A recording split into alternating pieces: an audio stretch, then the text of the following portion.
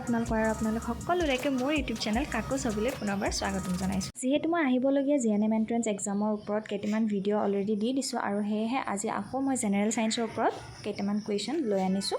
আহা আমি কুৱেশ্যন কেইটা চাওঁ। First question is blood is blank tissue. Option A epithelial, option B connective, option C nervous and option D is muscular. The correct answer is option B connective tissue অসমীয়াত যাক সংযোজক কলা বুলি কোৱা হয়।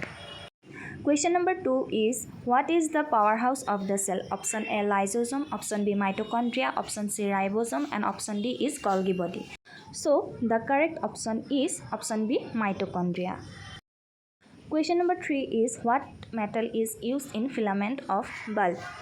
Lighter bulbor filamentot ki dhatu ব্যবহাৰ কৰা হয়? So the correct answer is tungsten.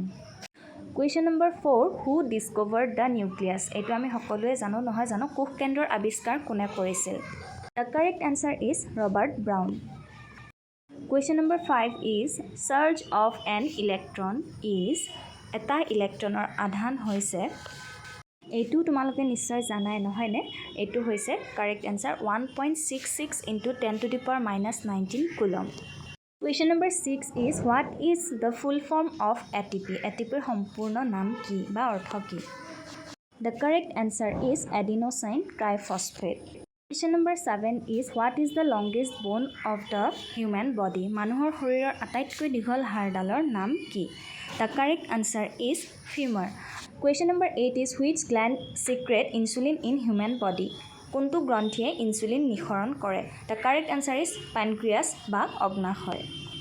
Question number 9 is respiration is the type of blank reaction. সোধা হৈছে যে শ্বসনটো কোনটো প্ৰকাৰৰ বিক্ৰিয়া হয়? The correct answer is respiration is the type of exothermic reaction বা তাপবৰ্জী বিক্ৰিয়া. Question number 10 is SI unit of resistance is blank. ৰোধৰ SI একক হৈছে? Correct answer is ohm. Question number 11 is what is the electric current formula? বিদ্যুৎ প্ৰবাহৰ সূত্ৰটো কি? So correct answer হ'ব I is equal to Q by T.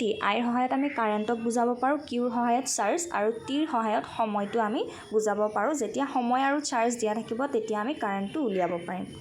Question number 12 what is the scientific name of human? মানুহৰ বৈজ্ঞানিক নাম কি হয়? The correct answer is Homo sapiens. এইটো সকলোৱে হয়তো জানা তোমালোকে তথাপিও মই দি দিছো দেই।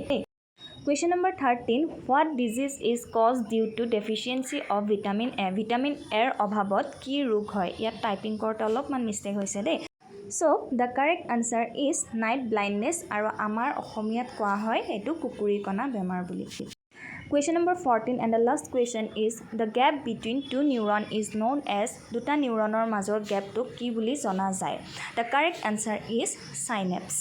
আজি ভিডিঅ'টো মই ইমানতে সামৰিছোঁ আৰু তোমালোক সকলোৱে কমেন্ট কৰি আছা যে মেথছৰ ভিডিঅ' লাগে, ইংলিছ গ্ৰামাৰৰ লাগে বা জেনেৰেল সায়েন্সৰ লাগে।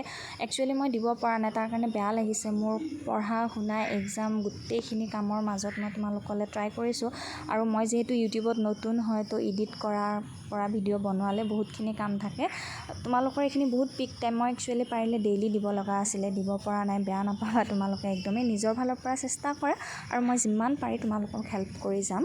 ধন্যবাদ।